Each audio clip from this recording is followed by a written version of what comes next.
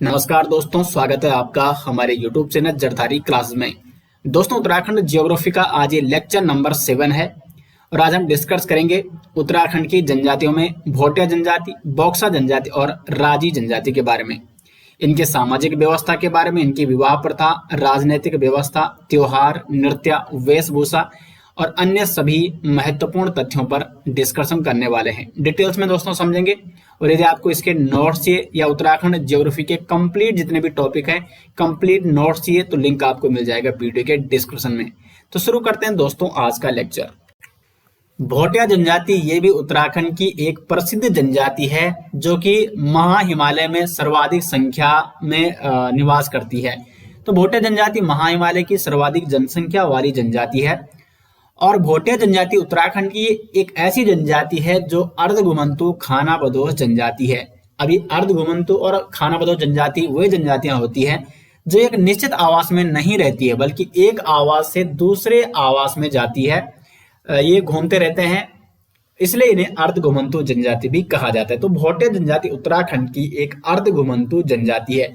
अगर हम इनके इतिहास की बात करें, इनके उत्पत्ति की बात करें, तो इनकी उत्पत्ति मानी जाती है मंगोल प्रजाति से।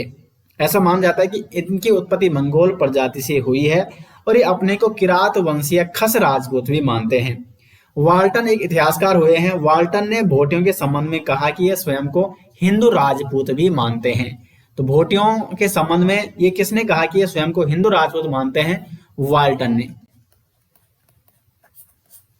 इनके निवास स्थान की बात करें तो विशेष कर ये चमोली और पिथौरागढ़ जनपद के महा हिमालयी क्षेत्रों में वास करते हैं। उत्तरकाशी और अल्मोड़ा के कुछ हिस्सों पर भी भोटिया जनजाति निवास करती है और यह जनजाति महा हिमालय की सर्वाधिक जनसंख्या वाली जनजाति है। इनके आवास की बात करते हैं तो जैसे मैंने आपको ऊपर बताया कि ये एक अर्धघुमंतु जनजाति है, खानाबदोश अर्धघुमंतु जनजाति है। और इनके जो आवास हैं, ग्रीष्मकालीन जो आवास है उसे ये क्या कहते हैं? मैत कहते हैं। ग्रीष्म ऋतु में ये लगभग 2000 से 3000 मीटर ऊंचाई वाले स्थानों में जहां चारागाह की सुविधा होती है वहां पर ये अपने पशुओं को, अपने भेड़ों को चारागाह की सुविधा उपलब्ध कराने के लिए ये ग्रीष्म कालीन आवास में चले जाते हैं और इन आवासों को क्या कहते हैं? मैत कहते हैं। 2000 से लगभग 3000 मीटर ऊंचाई वाले स्थानों को ये क्या कहते हैं? मैत कहते हैं, क्योंकि यहाँ पर ये ग्रीष्म काल में रहते हैं और इसलिए इनको ग्रीष्मकालीन आवास भी कहा जाता है। तो भोटिया जनजाति के ग्रीष्मकालीन आवास को क्या कहते हैं? मैत कहते हैं। उसके बाद जैसे ही शीत ऋतु आती है तो फिर ये अपने शीतकालीन आवास में लौट आते हैं। शीत ऋतुओं में ये घाटियों में अपने शीतकालीन आवास, जिन्हें क्या कहते हैं? गुंडा या मुनसा कहते हैं, वहां पर ये वापस आ जाते हैं, वहां पर ये लौट आते हैं। भोटांतिक लोग अपने ग्रीष्म तथा शीतकालीन यात्राएं सामूहिक रूप से करते हैं। ये ग्रुप में अपनी यात्राएं करती हैं और इनके पशु, इनके जो मवेशी होते हैं उनके साथ यात्राएं करते हैं और इनके स्थानीय भाषा को कुंच कहा जाता है। इनके समूह को स्थानीय भाषा में क्या कहते हैं? कुंच कहते हैं। तो जो इनका समूह होता है, भोटिया जनजाति का समूह, क्योंकि समूह में ये क्या करते हैं? यात्रा करते हैं ग्रीष्मकालीन आवास से लेकर शीतकालीन आवास तक, और इनके समूह को स्थानीय भाषा में ये क्या कहते हैं? कुंच कहते हैं। तो भोटिया जनजाति में कुंच क्या है?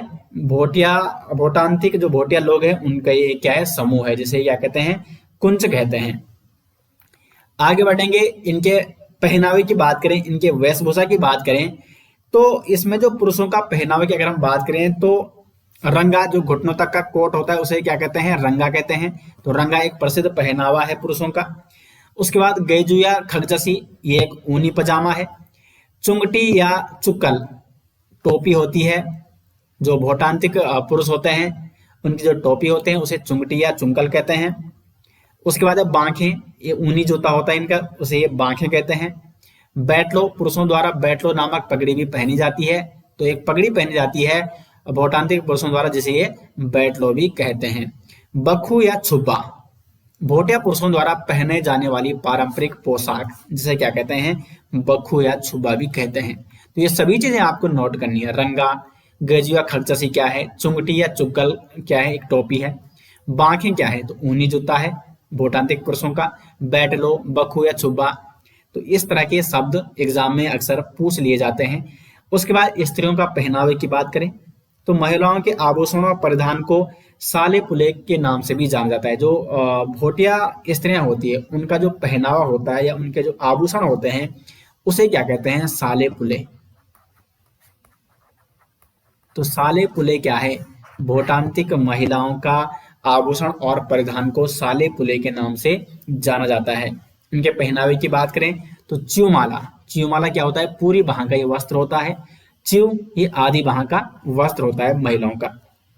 चुमकला ये टोपीनुमा वस्त्र होता है। जुख या जुज ये कमर में बांधने वाला वस्त्र होता है। उसके बाद अगर हम बात करें छुआ, छुआ क्या होता है? मुख्य रूप से ऊनी कपड़े से बना परिधान होता है भोटांतिक स्त्रियों का। खोपी चुपती सिर में पहने जाने वाला वस्त्र होता है। चुब क्या होता है? या महिलाओं का ऊपरी वस्त्र होता है जो तन पर पहना जाता है। आंडरो ये वास्कट के आकार का पूरे बाह वाला वस्त्र जिसे केवल नारियां पहनती हैं। पाकरो ये नारियां कमर पर लपेटती है और इसको पाखड़ू भी कहा जाता है। गढ़वाली शब्द भी है, गढ़वाली महिलाएं भी इसको पहनती है। पहले पहनती है, अब तो खैर समय बदल रहा है। कामलो नारियां कंधे से नीचे की ओर लपेट कर इसको पहनती है। और घाघरो ये लहंगा होता है जिसे केवल नारियां पहनती है। तो ये पुरुषों का पहनावा और स्त्रियों का पहनावा, जो भोटांतिक पुरुषों और स्त्रियों का पहनावा होता है वो डिटेल से मैंने आपको यहाँ पे समझा दिया है। अक्सर यहाँ से एग्जाम में क्वेश्चन डायरेक्ट पूछे जाते हैं। अब जानते हैं भोटांतिक स्त्रियों के प्रमुख आभूषण। मोस्ट इंपोर्टेंट है दोस्तों, भोटांतिक स्त्रियों के जो आभूषण यहाँ से डायरेक्ट एग्जाम में क्वेश्चन पूछ लिए जाते हैं। तो एक एक करके हम डिटेल्स में यहाँ पे जानेंगे। पहले हम जानेंगे भोटांतिक स्त्रियों के जो गले के आभूषण होते हैं वो कौन कौन से होते हैं। बलडंग ये एक प्रसिद्ध आभूषण है गले का। चांदी के सिक्कों की ये माला होती है, इसे बलडंग कहते हैं। खोंगली, हंसुली या अपिया ये गले का आभूषण होता है। उसके बाद बात करें मंसाली, ये लाल मनके की माला होते हैं, इसे क्या कहते हैं? मंसाली कहते हैं। पोला क्या है? मूंगे के लगभग 4 से 5 लड़ियों का हार होता है जिसे पोला कहा जाता है। चतरहार अर्धचंद्राकार चांदी का बना हार, जैसे ये है यहाँ पे, तो इसे चतरहार कहते हैं। त्याड़ ये चतरहार के नमूने का आभूषण जो दोनों ओर से चांदी का लड़ियों से जुड़ा होता है, ये त्याड़ कहा जाता है। सुतुआ ठोस चांदी का बना रिंग जिसे गले में पहना जाता है, तो ये सुतुआ, जैसे इस प्रकार ये सुतुआ है। तो ये सारे गले के आभूषण है। बलडंग, खोंगली, हंसुली या अपिया, मंसाली, पोला, चतरहार, त्याड़ और सुतुआ। हाथ के आभूषण की बात करें तो धगुला हो गया, ये हाथ में पहने जाने वाला चांदी का कंगन होता है, इसे धगुला कहते हैं। मुंदड़ी या मुंदड़ी या अंगूठी, इसे लक्षेप भी कहते हैं। अंगूठी, मुंदड़ी या लक्षेप ये उंगली में पहनी जाती है। पौजी कलाई में पहनी जाती है। चूड़ी, बहा ये चांदी की पट्टी जो हाथ पर पहनी जाती है। और कड़ा ये सब हाथ के क्या है? प्रसिद्ध आभूषण है। उसके बाद भोटांतिक स्त्रियों के पांव के आभूषण की बात करें तो पुलिया हो गया, पांव की तर्जनी अंगुली पर ये पहनी जाती है, ये भी चांदी का होता है। पैजाम हो गया, झड़तार हो गया, चांदी से बना पांव पर पहनने वाला आभूषण। छाड़ और अमृततार, अमृततार ये भी पांव का आभूषण है।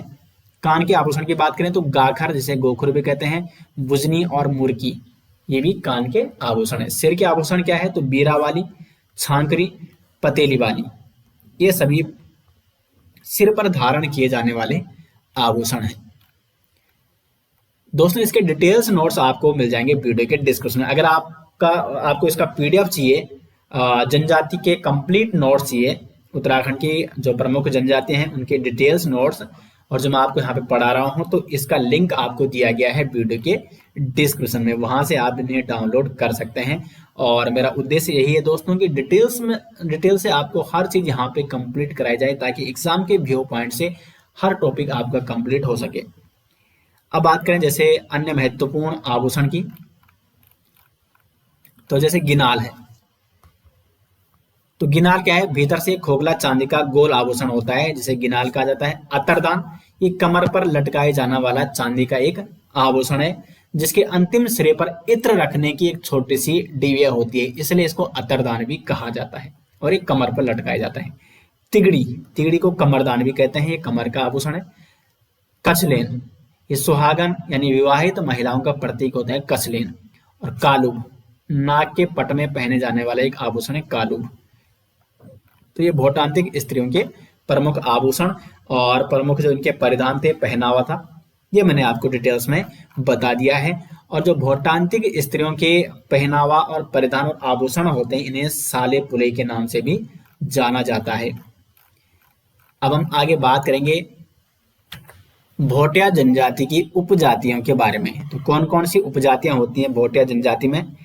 तो भोटिया जनजाति की जो विभिन्न उपजातियां हैं, मारसा तोलसा, मारसा और जो तोलसा उपजाति है भोटिया जनजाति की, ये कौन से जनपद में निवास करती है, कौन से जनपद में पाई जाती है? चमोली जनपद में। उसके बाद जाड़ भोटिया एक प्रसिद्ध जनजाति है भोटिया जनजाति की, और ये निवास करती है उत्तरकाशी में। और जोहारी और सोका जो भोटिया जनजाति है, जो उपजाति है, ये निवास करती है पिथौरागढ़ में, पिथौरागढ़ में।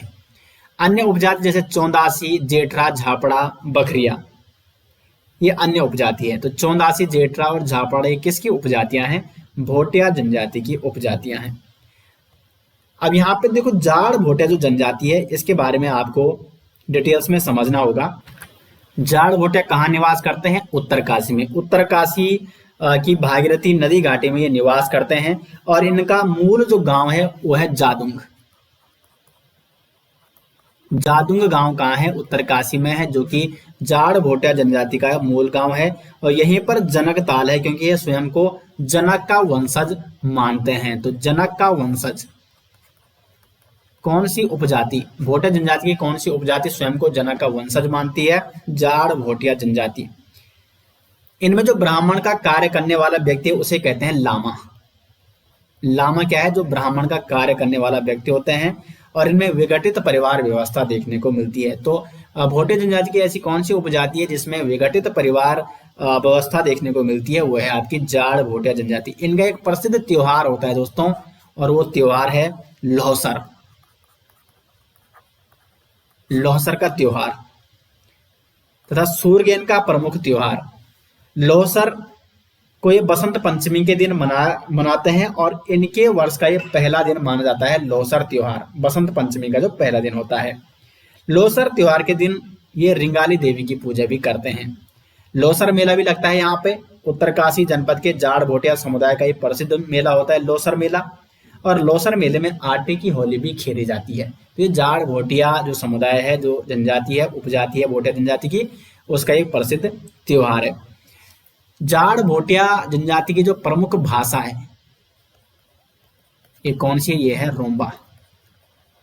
इसके डिटेल्स नोट दोस्तों आपको वीडियो के डिस्क्रिप्शन में मिल जाएंगे। वहां पर आपको ये सारी चीजें जो मैं आपको यहाँ पे बता रहा हूँ डिटेल्स में मिल जाएंगी। तो वीडियो लेक्चर देखने के बाद एक बार जरूर आपको पीडीएफ डाउनलोड करनी है। ई बुक में ये डिटेल्स नोट्स दिए गए हैं, और ई बुक का लिंक वीडियो के डिस्क्रिप्शन में दिया गया है। तो जाड़ भोटिया जनजाति के बारे में ये सारी चीजें आपको डिटेल्स में ज्ञात होनी चाहिए। अधिकांश क्वेश्चन यहां से एग्जाम में पूछ लिए जाते हैं। अब हम आगे बढ़ते हैं और बात करते हैं विवाह प्रथा के बारे में। तो जो भोटिया जनजाति में विवाह प्रथा की अगर हम बात करें तो इनके समाज में रंगभंग, जिसे विवाह प्रथा भी कहते हैं, तत्सत और दामोला विवाह प्रथा भी कहा, इनकी कुछ अन्य विवाह प्रथाएं हैं। तो अगर हम पहले बात करें रंगभंग या युवा ग्रह विवाह प्रथा की, तो इस प्रथा के अनुसार युवा ग्रहों यानी रंगभंग में अविवाहित युवक एवं युवतियां रात्रि में नृत्य व गीत आदि के माध्यम से विचारों का आदान प्रदान करती थी, और यहाँ पर परस्पर प्रेम संबंध स्थापित हो जाते थे। तो इसलिए इन्हें रंगभंग या युवा ग्रह कहते थे। इन ग्रहों में क्या करते थे? युवा और युवतियां जिनका जो अविवाहित हों, अविवाहित युवा और अविवाहित स्त्रियां यहाँ पर रात्रि को विश्राम करती थी, नृत्य व गीत आदि के माध्यम से मनोरंजन करते, विचारों का आदान प्रदान होता था, और फिर जिनके आपस में विचार मिलते थे उनमें परस्पर प्रेम संबंध स्थापित होने पर उनका विवाह किया जाता था। उसके बाद यहाँ पे एक तत्सत विवाह प्रथा है और एक है यहाँ पे दामोला विवाह प्रथा। तो जो तत्सत विवाह प्रथा है, इस विवाह में वर बारातियों के साथ कन्या पक्ष के यहाँ जाते हैं, यानी वर जाएगा कन्या के यहाँ, कन्या पक्ष के यहाँ बारातियों के साथ, तो इसे कहते हैं तत्सत विवाह प्रथा। और जो दामोला विवाह प्रथा है, इस प्रकार की विवाह पद्धति में बाराती वर के नाम पर वधु को ले जाते हैं। अब वधु को ले जाएगा वर के नाम पे, वर नहीं आएगा, जबकि वधु को ले जाएगा वर के नाम पर वर के यहाँ। तो इस प्रकार से ये इनके समाज में विवाह प्रथा देखने को मिलती है, भोटिया समाज में, भोटिया जनजाति में। और जो इनकी सगाई होती है, सगाई को थोची कहा जाता है। तो सगाई को क्या कहते हैं? भोटिया जनजाति के लोग थोची कहते हैं, सगाई को कहा जाता है थोची। और विवाह के अवसर पर हाथों में रुमाल लेकर पोणा नृत्य भी किया जाता है।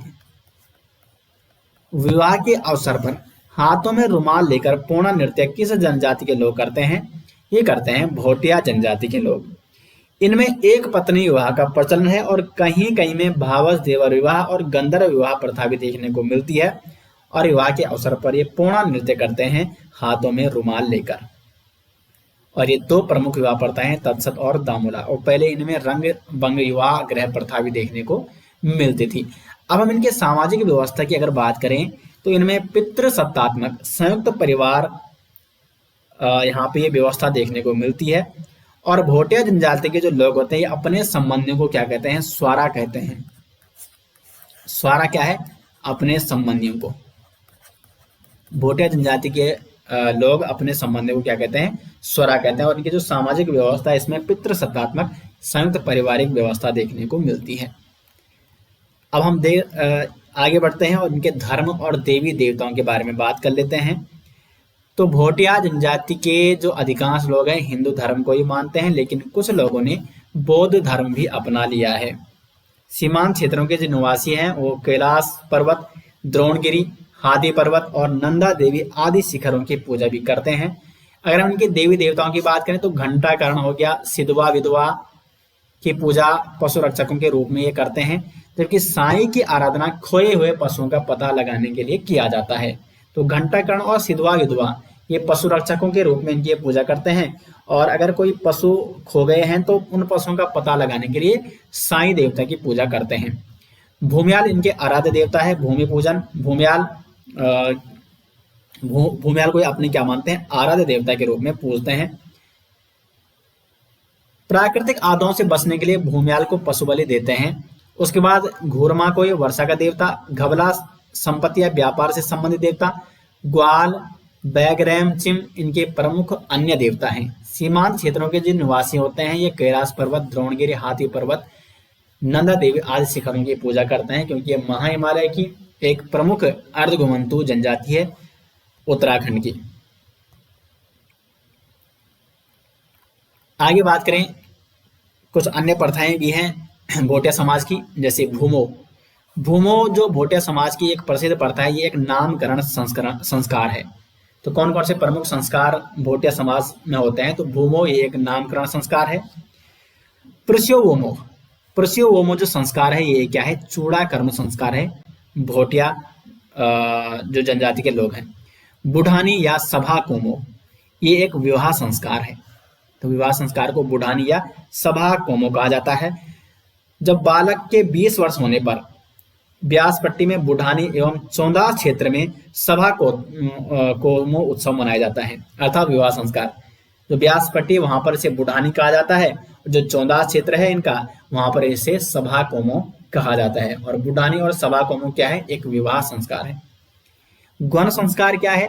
तो मृतक की आत्मा की शांति के लिए गौन संस्कार किया जाता है भोटिया समाज में।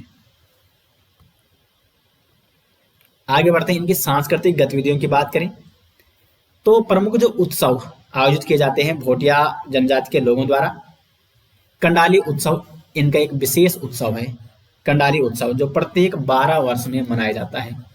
तो प्रत्येक 12 वर्ष में मनाए जाने वाला कंडाली उत्सव किसका एक प्रसिद्ध उत्सव है?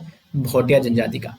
लोकगीत कौन कौन से इनके? तो बाजियो, तिमली और तुबेरा ये इनके प्रसिद्ध लोकगीत है। और प्रसिद्ध वाद्य यंत्र है इनका हुड़का। अब इनके व्यापारिक पद्धति की बात करें, ये इंपॉर्टेंट है, क्योंकि देखो भोटिया जनजाति के लोग महाहिमालय की एक प्रसिद्ध जनजाति है। और महाहिमालय में रहने पर यहाँ से और तिब्बत के बीच इनके आपस में अच्छे व्यापारिक संबंध थे। ये व्यापार करने के लिए तिब्बत तक जाते थे। तो व्यापार इनका कहाँ से होता है? तिब्बत से होता था। और इनके जो व्यापारिक इनकी जो पद्धति है उसे गमया पद्धति कहते हैं। अब इसको आपको ध्यान से समझना है। पहले क्या होता, जो प्रत्येक भूतांत्रिक व्यापारी होता उसका तिब्बत में एक मध्यस्थ व्यक्ति होता था, जिसे कहते हैं मित्र। मित्र को आप मित्र से कनेक्ट कर सकते हैं, मित्र से इसको जोड़ सकते हैं। यानी जो भोटिया जनजाति का कोई भी व्यापारी होता था उसका तिब्बत में एक क्या होता था, मध्यस्थ होता था, जो व्यापार के बीच मध्यस्थता स्थापित करता था। तो तिब्बत में इस मध्यस्थ व्यक्ति को क्या कहते थे, ये मित्र कहते थे। इस मित्रता को स्थापित करने के लिए एक रस्म होती थी जिसे सुजली मुजली कहते हैं। सुजली मुजली रस्म, मुजली रस्म। तो क्या है ये सुजली मुजली रस्म, और इसे छंग की अदला बदली भी कहते हैं। यानी इसमें क्या होता है, जो सुजली मुजली ये एक रस्म होती थी मित्रता को स्थापित करने के लिए, इसमें छंग की अदला बदली आवश्यक थी। अर्थात दोनों व्यापारी एक ही प्याले से मदिरा का सेवन करते थे, छंग का सेवन करते थे, और फिर इनके बीच एक मित्रता स्थापित होती थी।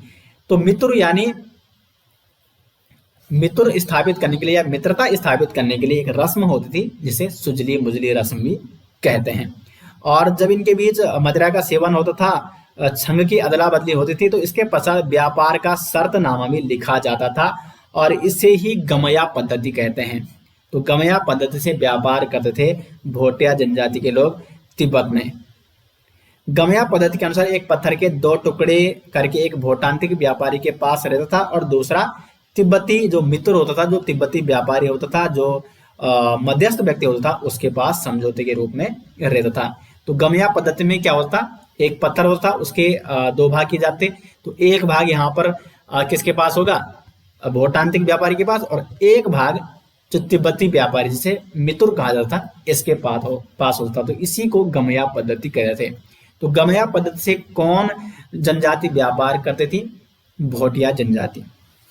अर्थव्यवस्था की बात करें तो कृषि, पशुपालन और व्यापार, इससे इनकी अर्थव्यवस्था चलती है। बोक्सा जनजाति, यह उत्तराखंड की प्रमुख जो जनजाति है उनमें से एक है। अगर हम बोक्सा जनजाति की उत्पत्ति की बात करें तो बोक्सा जनजाति अपने को क्या मानते हैं, पंवार राजपूत मानते हैं।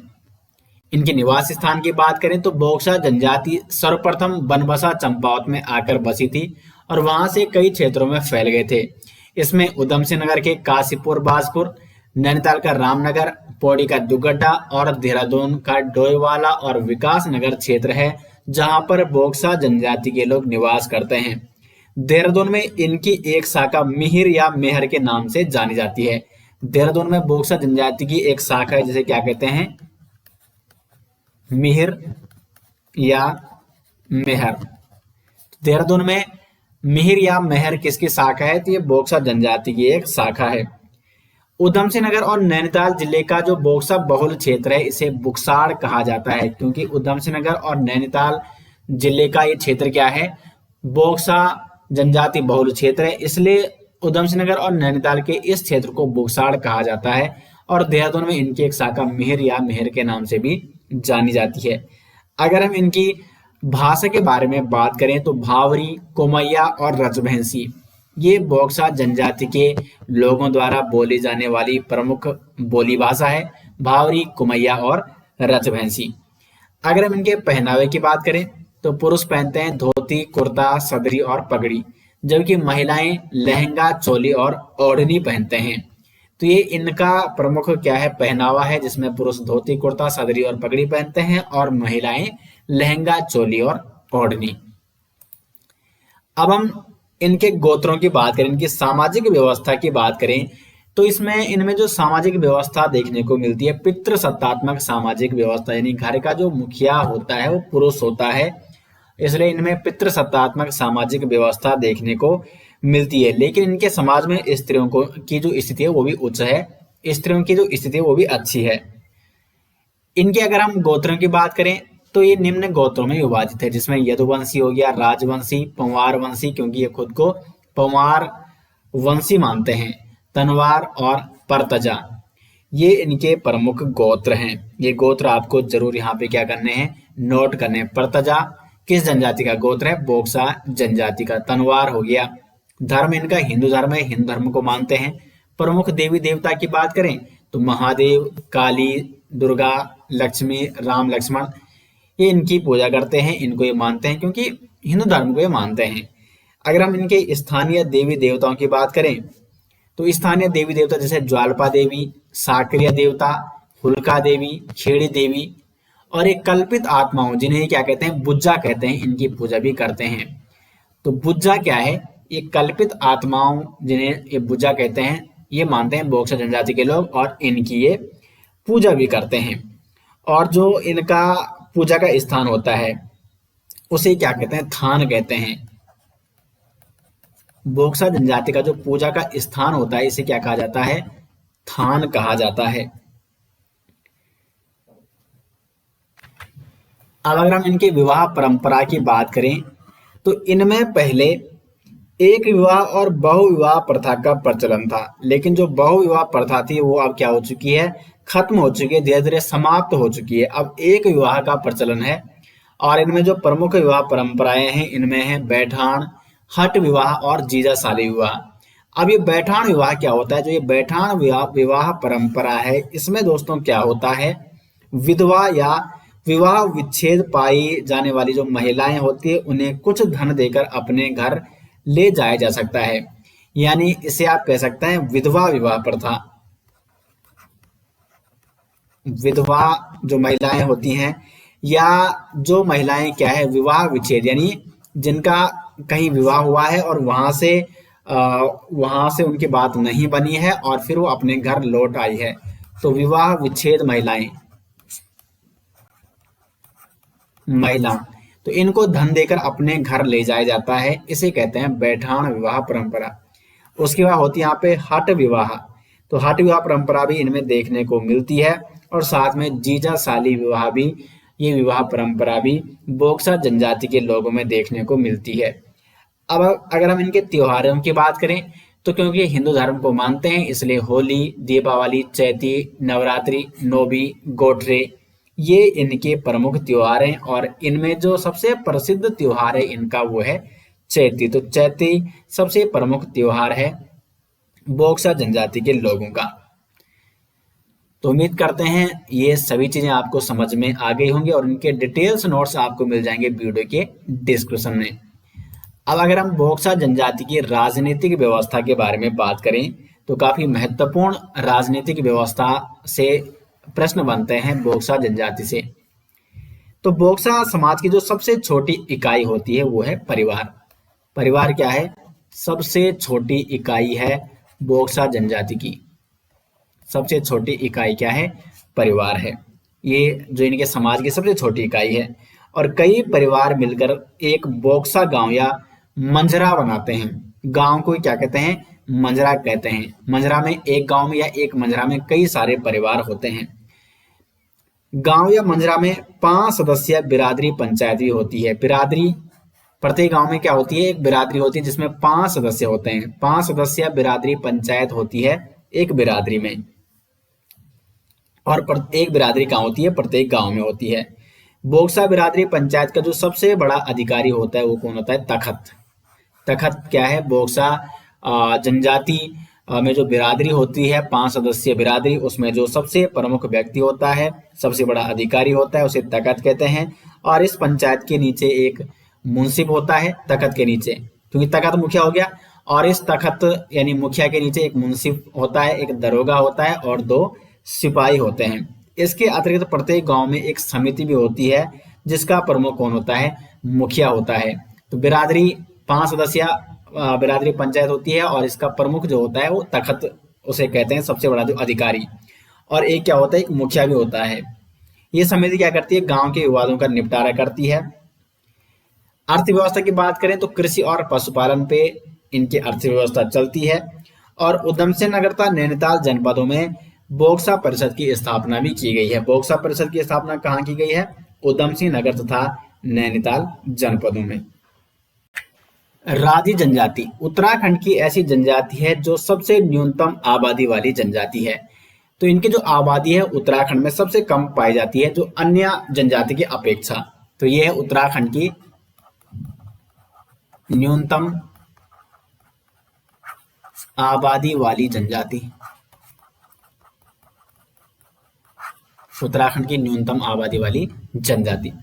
अगर हम इनकी उत्पत्ति की बात करें तो ये आग्नेय वंशीय कोल किरात जातियों के वंशज माने जाते हैं, जो प्राचीन काल में पूर्व से मध्य नेपाल तक वास करते थे। तो ये माने जाते हैं आग्नेय वंशीय कोल किरात जातियों के वंशज। इनके निवास की बात करें दोस्तों तो पिथौरागढ़ जनपद के धारचूला, डांडीहाट, कनाली छीनी विकासखंड में चंपावत व नैनीताल के कुछ गांवों में ये निवास करते हैं। 66% राजी जनजाति पिथौरागढ़ जनपद में पाई जाती है। लगभग 66% राजी जनजाति का के जो लोग हैं उनमें से कुल 66%, कुल में से 66% जो लोग हैं वो कहाँ पाए जाते हैं? पिथौरागढ़ जनपद में वास करते हैं।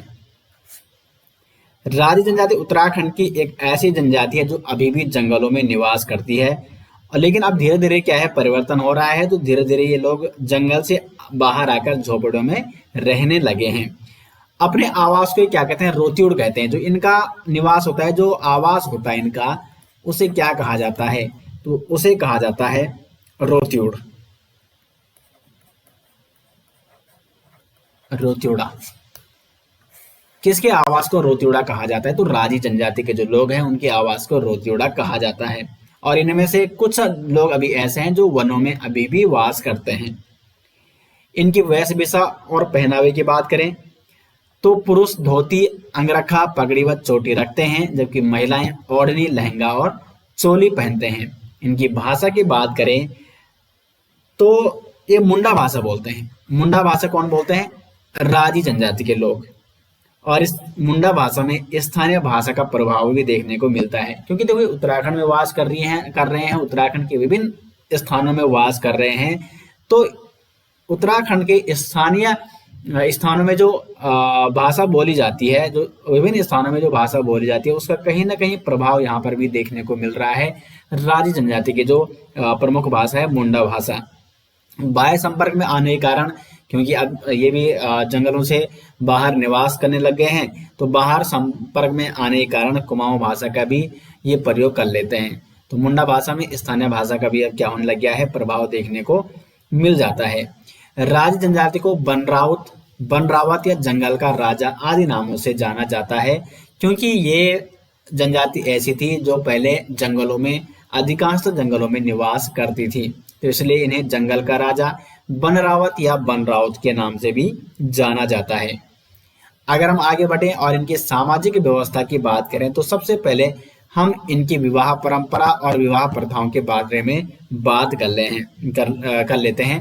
तो इनमें पहले बाल विवाह प्रथा प्रचलित थी, जो अब धीरे धीरे क्या हो रही है, समाप्त हो रही है, क्योंकि धीरे धीरे परिवर्तन आ रहा है। लेकिन पहले इनमें बाल विवाह प्रथा देखने को मिलती थी, लेकिन अभी भी कहीं ना कहीं कुछ क्षेत्रों में बाल विवाह प्रथा राज जनजाति के लोगों में देखने को मिलती है।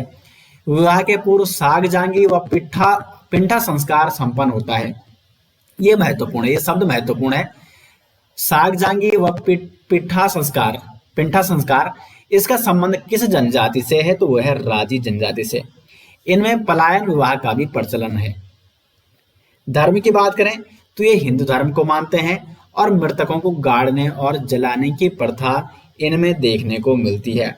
जिस स्थान पर किसी व्यक्ति की मृत्यु हो जाती है उस स्थान पर उसके बाद कोई नहीं रहता। ये राज जनजाति के लोगों में एक प्रथा देखने को मिलती है। यदि किसी स्थान पर किसी व्यक्ति की मृत्यु हो जाती है तो वहां से स्थानांतरित हो जाते हैं, उस स्थान को छोड़कर किसी दूसरे स्थान पर चले जाते हैं। त्योहारों की बात करें तो कर्क यानी कारक और मकर, इसको ये मकारा कहते हैं। तो कर्क संक्रांति को ये कारक संक्रांति कहते हैं और मकर संक्रांति को मकारा संक्रांति। ये इनके दो प्रमुख त्योहार हैं। नृत्य की बात करें तो थड़िया नृत्य, जैसे एक नृत्य करते हैं, ये गोले में होकर नृत्य करते हैं, जैसे थड़िया नृत्य होता है, तो उसी प्रकार ये एक नृत्य करते हैं गोले में खड़े होकर। इनकी अर्थव्यवस्था की बात करें तो ये काष्ठ कला, लकड़ियों के सामान में निपुण होते हैं। काष्ठ कला में दोस्तों बहुत ही निपुण होते हैं। ये लकड़ियों के अनेक प्रकार के सामान बना सकते हैं। आपने अपने घरों में देखा होगा लकड़ियों के विभिन्न सामान। तो इस काष्ठ कला में राजी जनजाति के लोग क्या होते हैं, निपुण होते हैं। और ये मूक या अदृश्य विनिमय द्वारा व्यापार करते थे, क्योंकि पहले क्या होता, देखो जो इन लोगों की लैंग्वेज होती थी वो अन्य लोगों से समझ में नहीं आते थे, जो गांव में या नगरों में रहते थे। तो फिर ये मूक या अदृश्य विनिमय द्वारा व्यापार करते थे। यानी ये क्या करते कि जैसे ये जंगलों में रहते थे, और फिर ये गांव में आगे वहां पर इन्होंने क्या रख दिया, कुछ लकड़ी का सामान रख दिया किसी जगह पे। फिर यदि किसी व्यक्ति को लकड़ी का सामान चाहिए होता था, तो वो क्या करता था, उस लकड़ी के सामान की जगह कुछ क्या रख देता था, या तो अनाज रख देता था या कुछ अन्य सामान उसके बदले रख देता था, और फिर उस लकड़ी के सामान को अपने साथ ले ले जाता था। तो इस प्रकार ये क्या करते थे, अदृश्य विनिमय व्यापार भी करते थे, यानी बिना एक दूसरे से मिले हुए, या मूक या अदृश्य विनिमय व्यापार इसे कहा जाता था। तो इस प्रकार से राज्य जनजाति के लोग अपना व्यापार करते थे, और इस प्रकार इनकी अर्थव्यवस्था चलती थी। लेकिन लकड़ियों के सामान में ये काफी निपुण होते हैं इसको बनाने में।